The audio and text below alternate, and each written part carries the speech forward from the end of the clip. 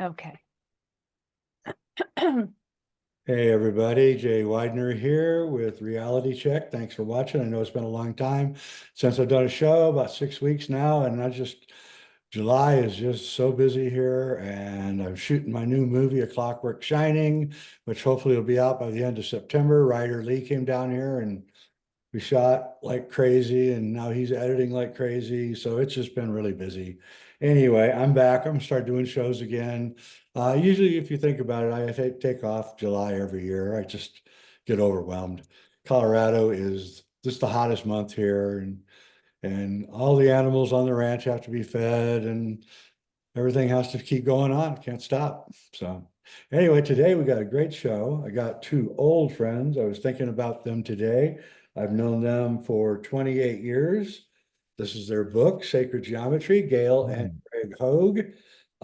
They are not only masters of sacred geometry, but they create these beautiful, what are called metaforms.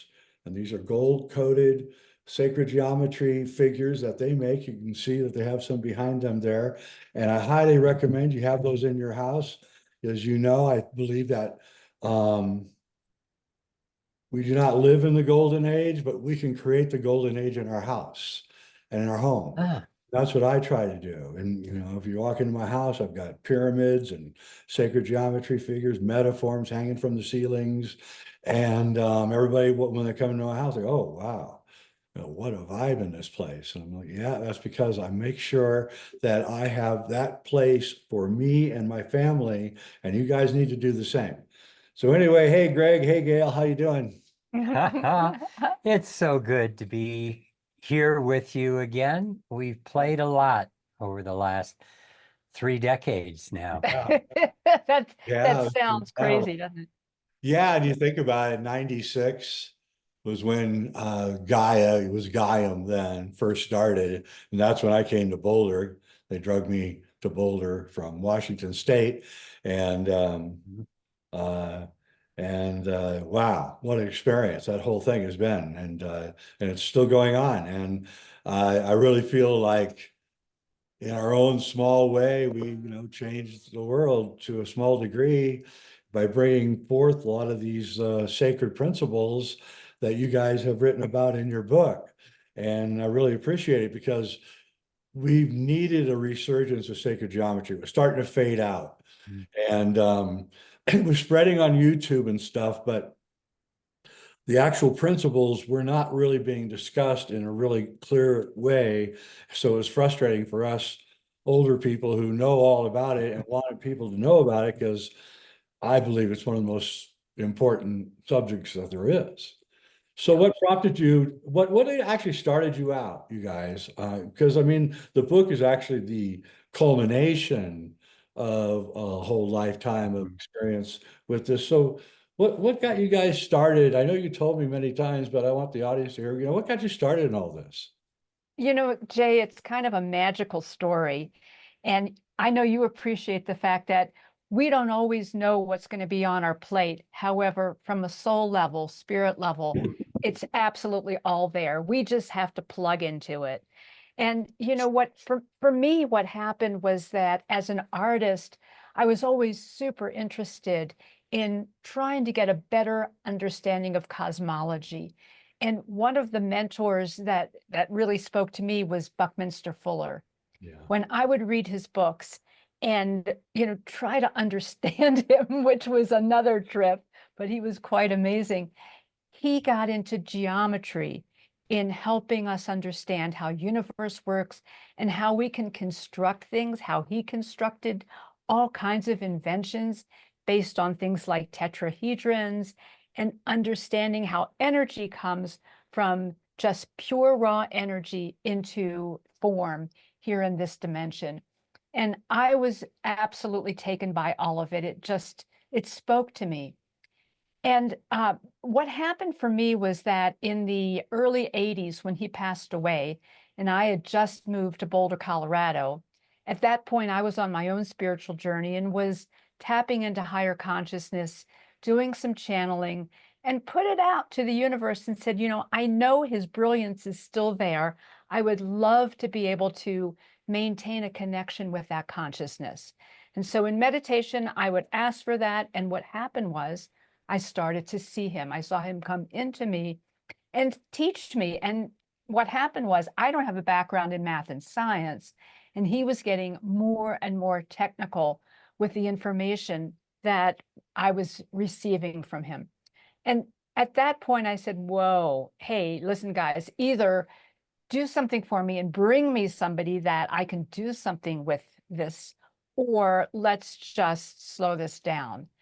Well, within maybe the next week or two, that's when I met Gregory. I just had all of my paintings delivered from New York, and it was to a home that he had recently sold to a friend of mine, and she was doing some rehab on it and said, hey, you want to use this for a studio? I said, great. So I was checking on my paintings that had just come in the garage, and there was Gregory checking on a big table that he had. And we started talking, and he showed me this box of geometries that were fascinating. And I looked at that and I put my hand above it and I said, wow, I can feel something going on here. And I said, you must know the work of Buckminster Fuller, because he had all these tetrahedrons. He had never heard of Fuller. So I said, well, you need to learn about him. And that's really what initiated that conversation for us. And it wasn't long before, almost immediately, where I heard that we had work to do together. And that's what really got me started on this path. And of course, Gregory's got a different component of this, but that was my draw.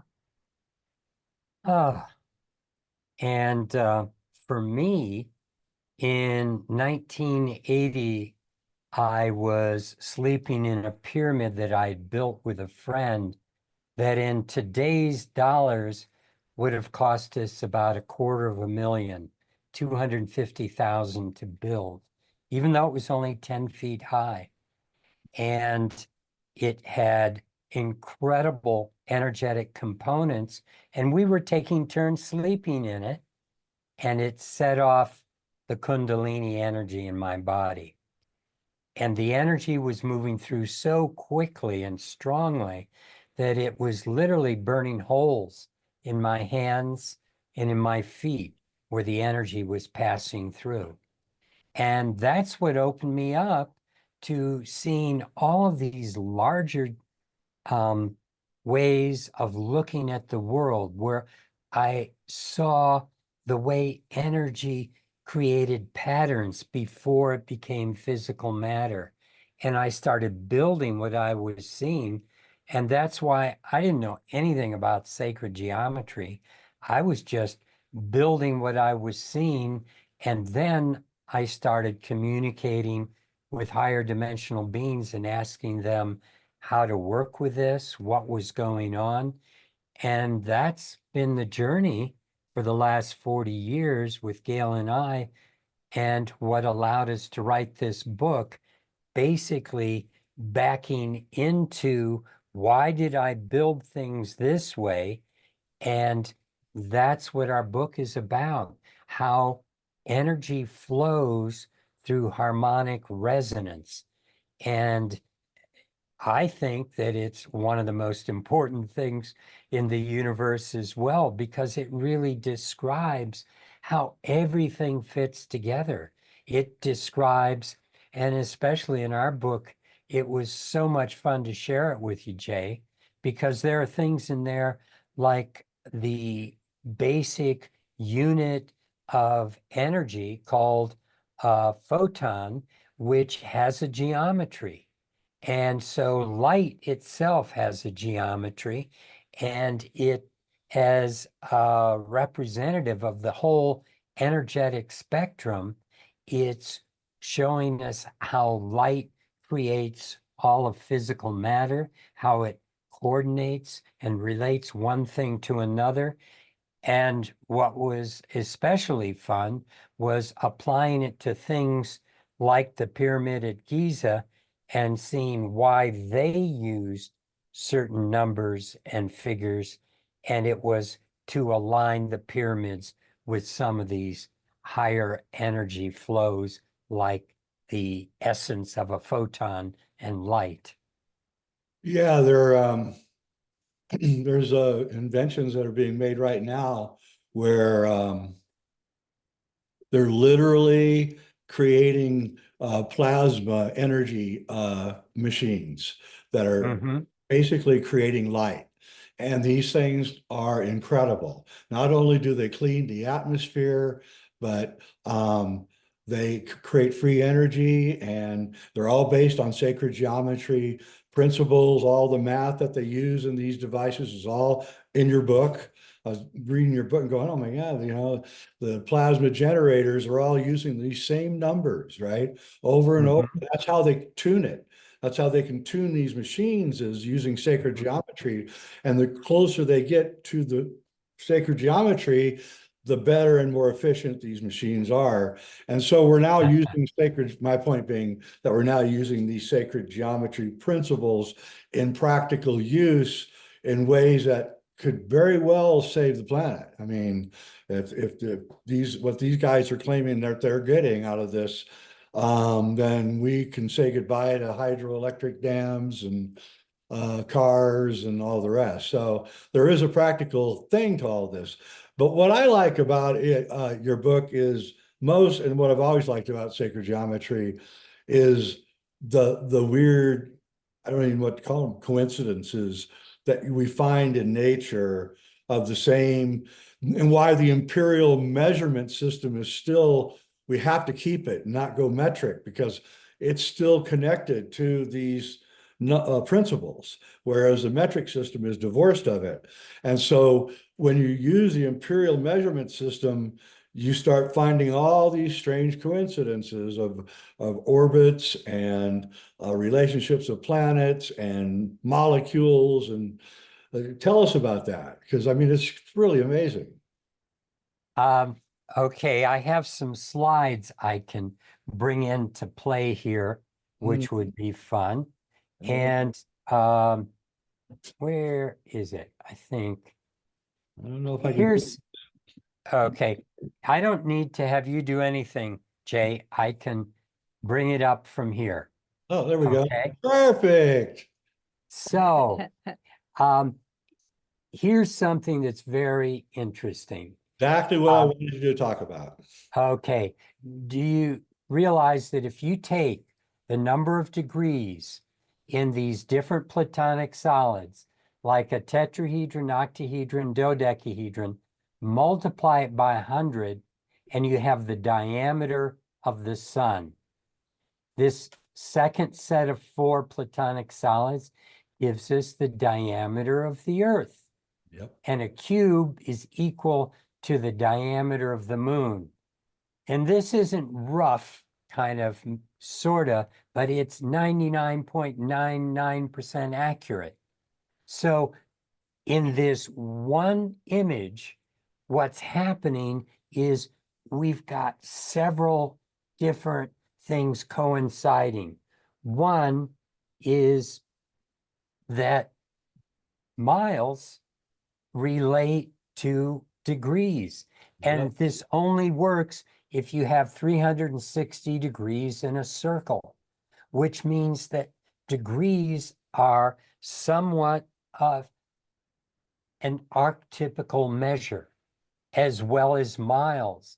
It wasn't an invention. It wasn't something that the Romans gave it the name mille, mile, but it existed long before the Romans started using it.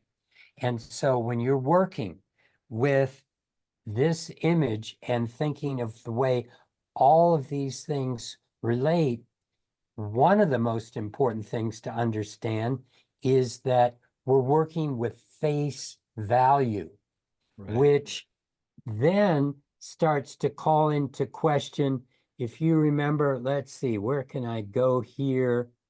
And I'm going to make this sidebar a little bigger so I can see it. Perfect. I Yeah, the am, magic of 720. yeah, Look at those numbers. Isn't that amazing? I mean, this is I hit this by accident, but it's a good point. 720 degrees that's the number of degrees in a tetrahedron. Yep. And Bucky Fuller called the tetrahedron the base unit of creation. Yep. And just looking at it from the perspective of 720, you get the number of Pluto's diameter in miles, twice that. Oh, that's the moon of Pluto, but twice that is the Pluto's diameter, 3 times that is the moon's diameter, 11 the Earth, and so forth. So 720 is a harmonic resonance. But what I wanted to share was that, let's see, maybe this is it right here. The cross section of the pyramid, and we always talk about the angle of the pyramid, the most important one being the slope angle. Yep. But what we just saw with all those different platonic solids is that we use the face angles totally. So where can I see that? Here. Here's the slope angle of 5151, but that was kind of an accident. What they were really using was the face angle of the pyramid at Giza, which is in a phi ratio relationship. So, and that you get from the way an icosahedron and a dodecahedron dance together. Right. They're duals, and they always work in a phi ratio relationship. So we've created this geometry, which is right here beside me, and each one of these triangles is equal to the face of the pyramid at Giza. Yep. So it's that face angle which relates to the phi ratio and the way human beings are constructed. Yep. And let's not forget also the relationship between the geometry and time too, because 2,160 is the diameter of the moon, but it's also, 2,160 years is 1 month in the great year, and 6840 is 1/4 of the great year. So these numbers, the diameter of the sun, the moon, time, space, all have this relationship, which is really, kind of magical. It is. And, the other thing about looking at the time that we're in, this is the time of recognizing what is actually already here. It's not like we're discovering how the earth works. We're discovering that it's all been there for us, but now we can work with it, we can understand it, and we can apply it into all the technologies that we're building. And we can also apply it into our lives. I think the thing that consciously that's happened so much recently in the last number of years is greater feelings of separation. Well, the truth is that everything is really based on unity. When we understand and we bring this knowledge back in and put it in the right places, we see our place within it all. We see how things resonate together, that things are not separate.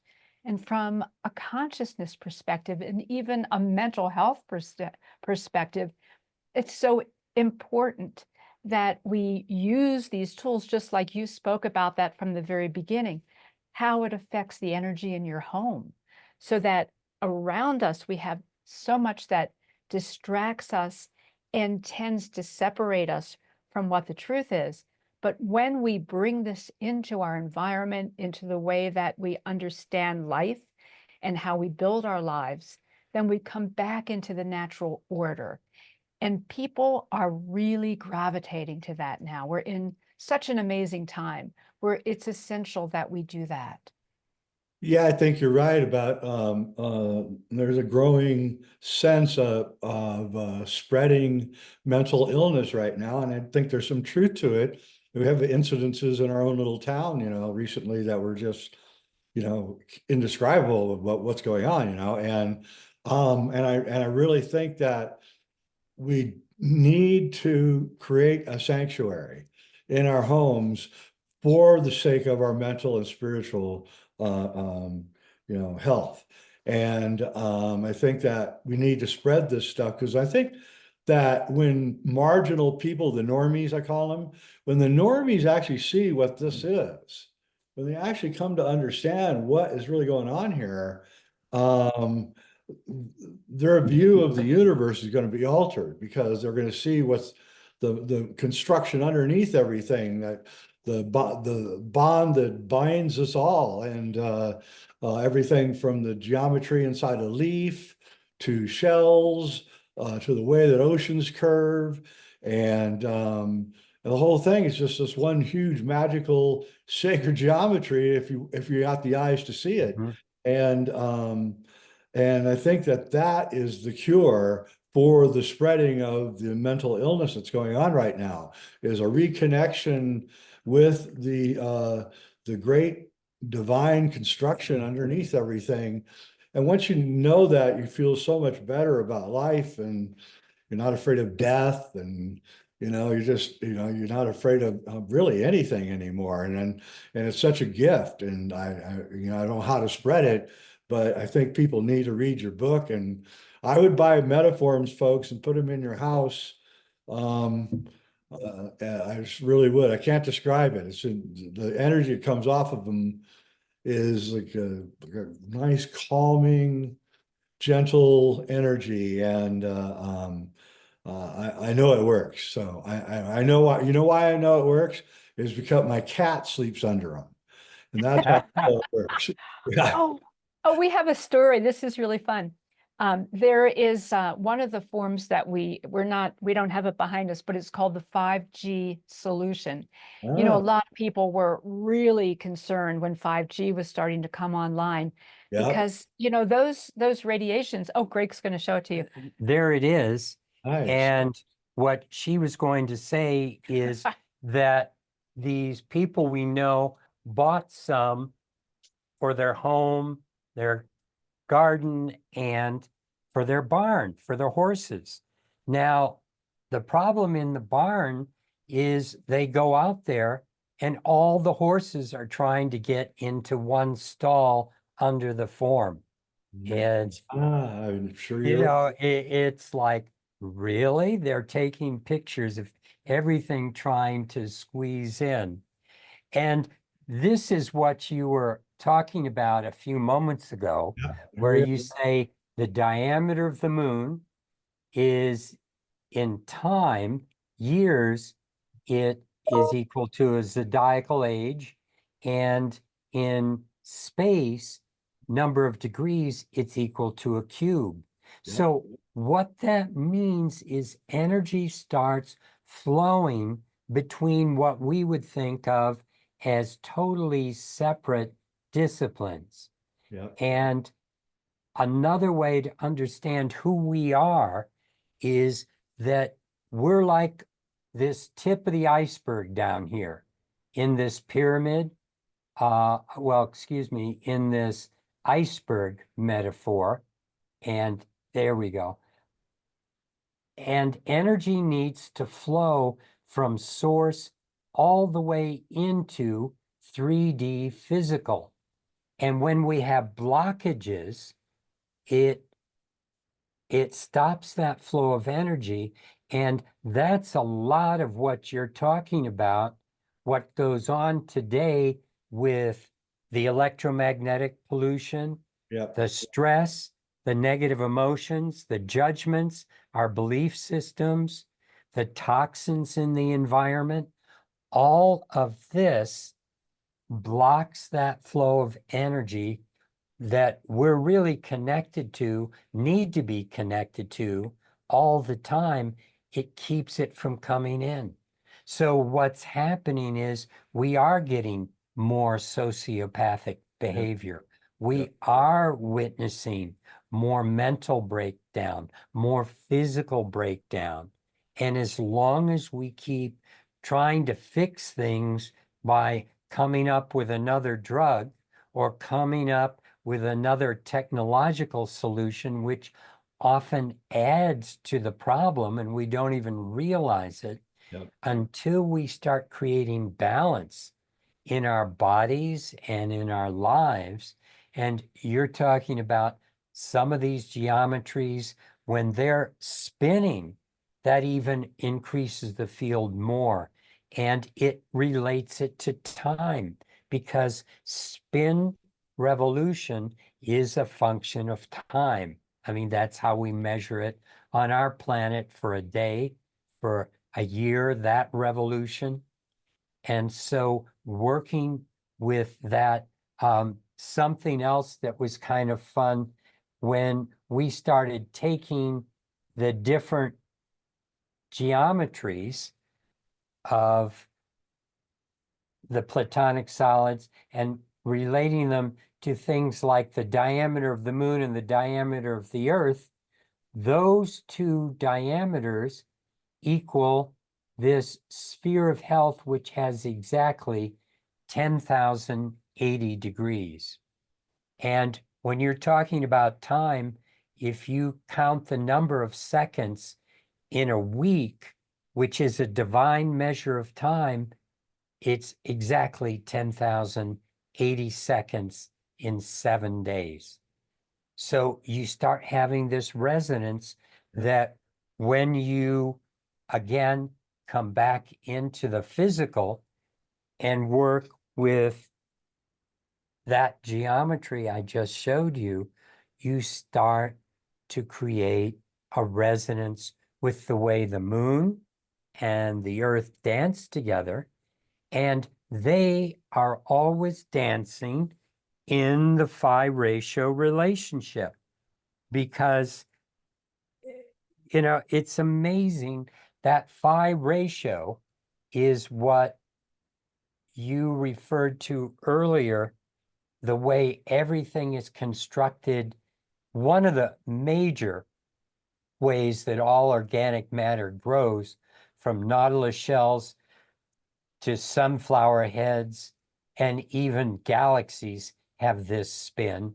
Yeah, it's the way that nature unpacks itself. It Exactly. is. Yeah, And it's the way that when you work with the golden ratio, it not only tells you where you've been, but where you're going. exactly. And human beings, if we kept growing, if we didn't stop at the end of our arm, but it kept growing, we'd end up looking like one of these broccolis that just starts spiraling out. It would be pretty strange, but only because we're not used to that view for a human being. Let's just take a moment just for a second though and explain the phi ratio. Okay. We know it's in hurricanes and seashells, but uh, how is it constructed and why is it so important? Okay. So it's important because it is an archetype, a model on which the universe has been building. And some of the greater archetypes that exist are there, like I showed you with the way the moon and the earth dance together. Well, are you familiar with, well, rather than to go into that right now, just to talk about these kinds of constructs Yeah, and working with the way the human body's constructed, even our DNA, yeah, if you go from the way the double spiral works, you have an A and a B length.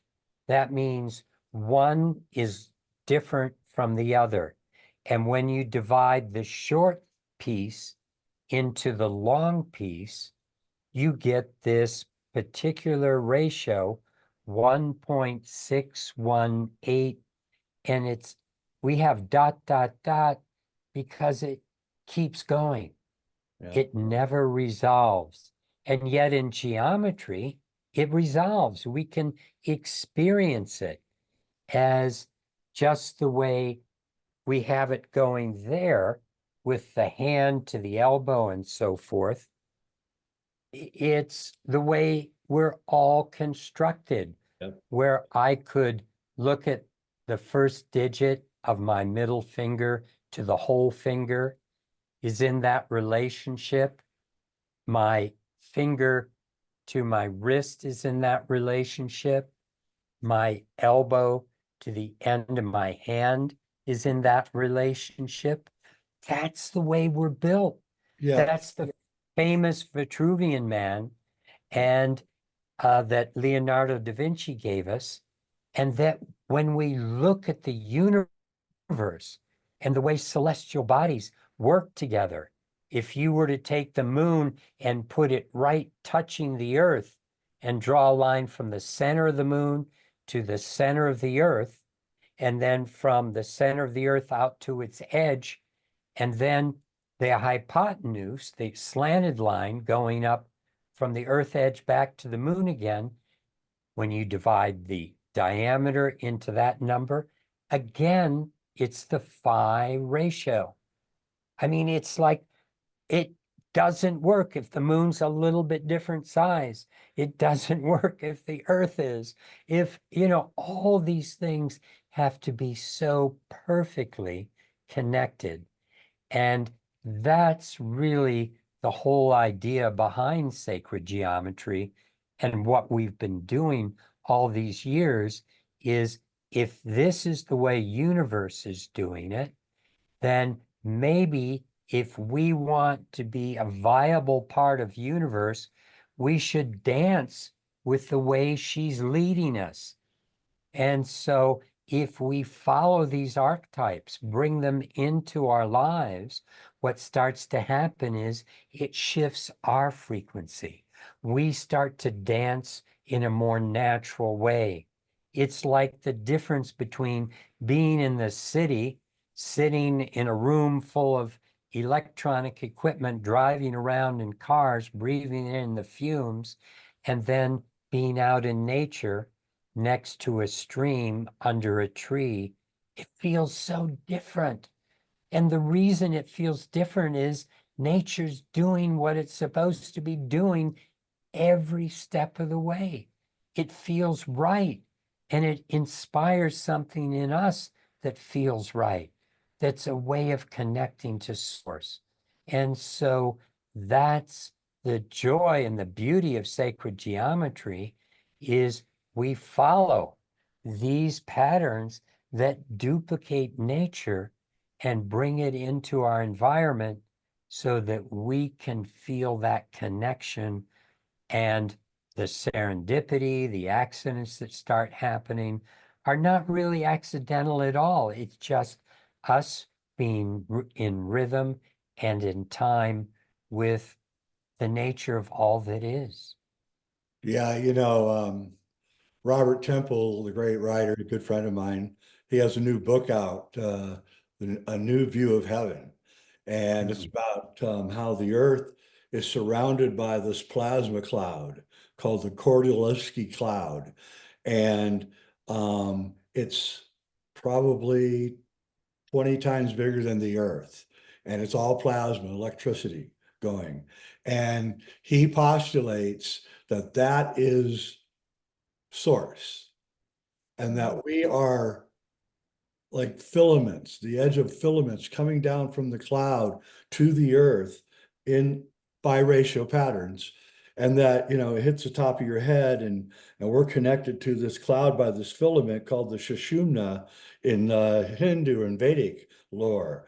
And that every living thing is connected by this to this. It's like a thousandth of the width of a hair, and it's completely invisible. It's a light filament. And the way that that nature unfolds is these plasma filaments are coming down and they're unfolding nature in sacred geometrical patterns. And when you die, you don't really die, you just go right back up through the tunnel of that filament, back up into the cloud that's up there. And it's a great book, and it fits in with everything that you're saying. I highly recommend it if you haven't read it.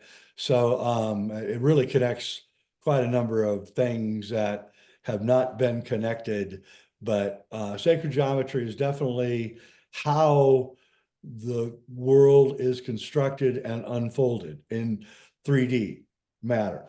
And that's why it's so friggin' interesting. I mean, You know, Jay, when you were talking about that, something that you mentioned earlier was the plasma generator. Yeah. We're plasma generators. Right. So if we create a Faraday cage yeah, and a totally dark room, we go in and they can tell with the equipment where we've been in that room because of the photons that we are constantly sloughing off. and the photons will stay like when you sit on a couch, they'll stay Right. on that couch for like 3 days. I mean, they can come by and check it in 3 days, and they're still, your photons are still lingering there. You know, I knew this Russian scientist, forget his name now, and what he did was he went to the morgue in St. Petersburg when someone would die, and he would photograph them with a Kirlian photography, and and then he would come back the next day and do it again, and come back the next day and do it again, and come back the next day and do it again. And you know, he watched as each by the third day, the Kirlian photography glow was gone, and you know, it lasts for 3 days, except he said on suicides. On suicides, it never left. He could come back in a week, and the Kirlian thing would still be there. So I think that must be the admonishment about against committing suicide in spiritual, you know, circles. You know, oh, maybe you better not do that, right? I think there's something to it. And yeah, so we are plasma generators, and our 99% of the universe is plasma. Only 1% is solid 3D matter. Right. So our physics, Even less. yeah, even less, actually, you're right. I'm being generous. And Uh-huh. physics just studies the 1% and kind of just Uh-huh. ignores the whole 99%. Like it doesn't even pay attention. It goes, oh yeah, that's all plasma. Well, what is it? Well, I don't know. We're not looking at that. We're looking at, you know, atoms and stuff. And so it gets really frustrating, but that is changing. That is starting to change. There are now very brave plasma physicists coming out and speaking. And so maybe we'll finally get a breakthrough here.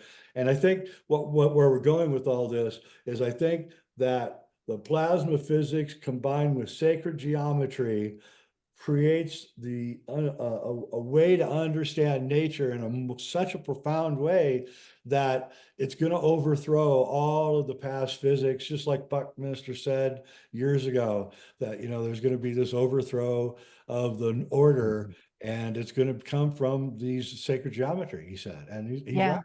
right. And he understood it, and he constructed from there. You know, it's so important, you know, that we look at how everything is pure energy. We are energy. Yep. And then, you know, there's this way that it comes into physical form. Why study the, you know, this fraction of what is to try to understand the origination of it? Why not go to what the essence is, the source is? That's when we go back into ancient histories. That's what they did. They understood the origination. They understood source. They were not as fascinated and fixated on the physical world as we are. I think that once we got into quantum physics, that started to shift the way that we looked at things, because all of a sudden we're talking about how, you know, it's not so much about the physical. There's things like, you know, like energy can move in so many different directions depending on the focus that's attached to it. Well, those are some radical concepts.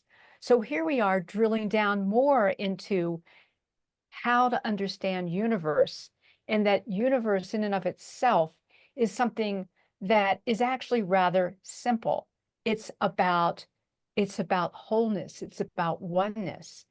We've always been trying to understand things by breaking it up into these little parts. Well, that's fine, to try to dissect it and look into it more. However, if you obliterate the aspect of oneness, you've now lost the synergy.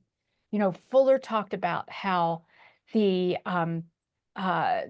idea of synergy was so amazing because you couldn't predict the strength of a structure Yep. by the different pieces and just adding them up.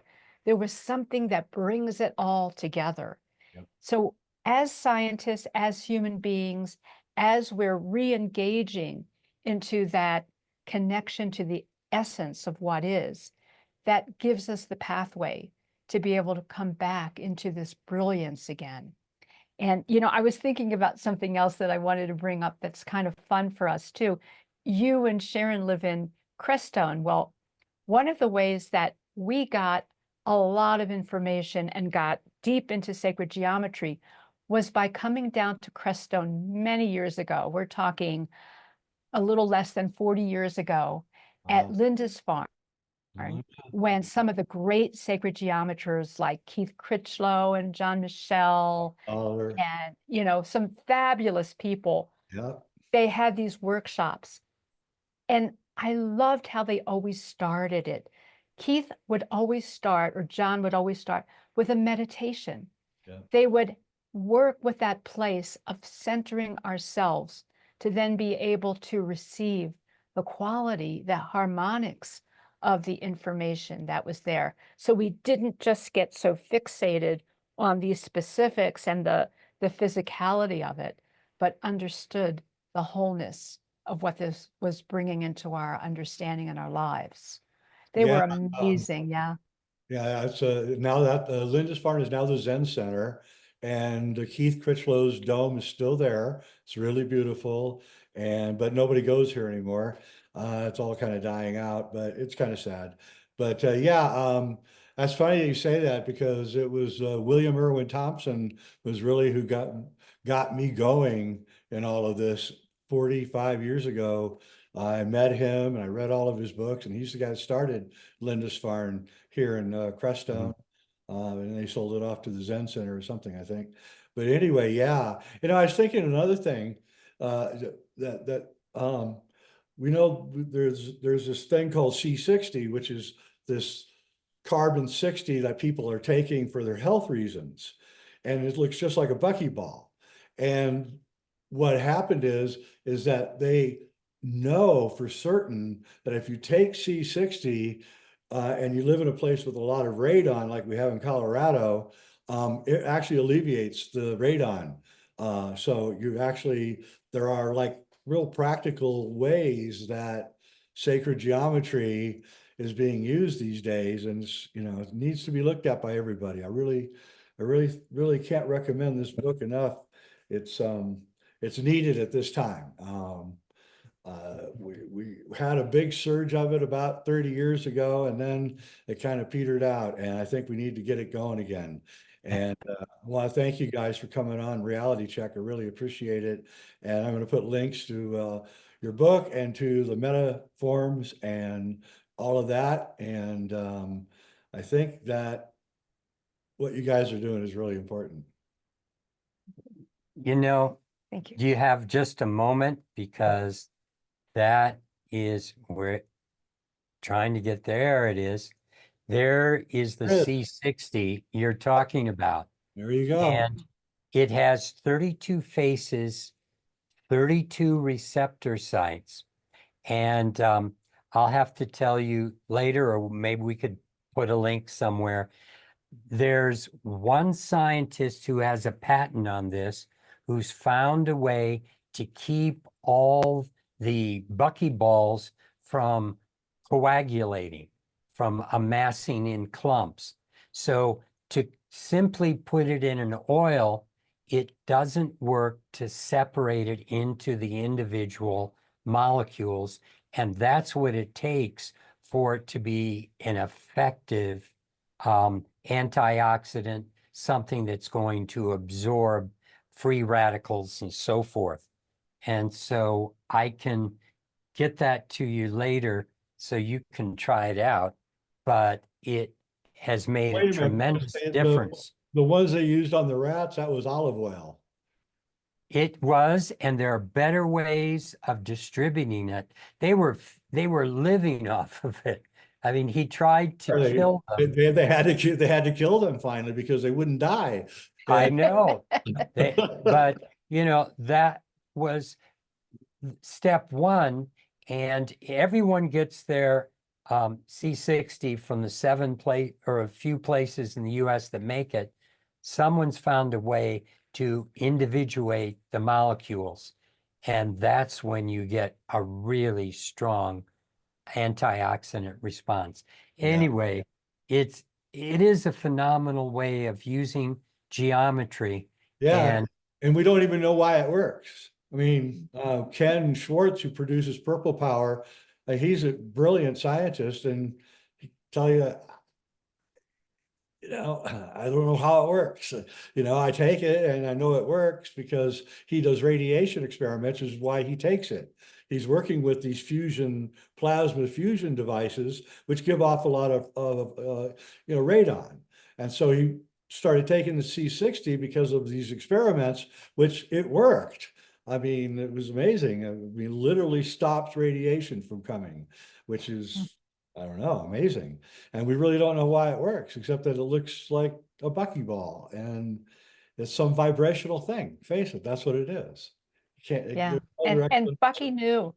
And he Yeah, did. Fuller knew that this was really important for our health as well.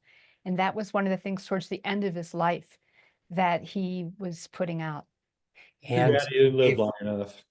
Yeah, if we had structures based on this, it Yeah. would be the most life positive way of working with energy.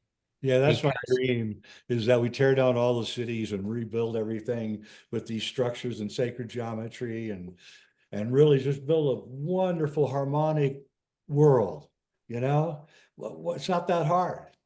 it's not. and we don't have to tear everything down. We can just introduce Right. into a cube that we're living in some of these structures to bring an energy in, to wormhole a higher dimensional field into Great way to that put it. cube.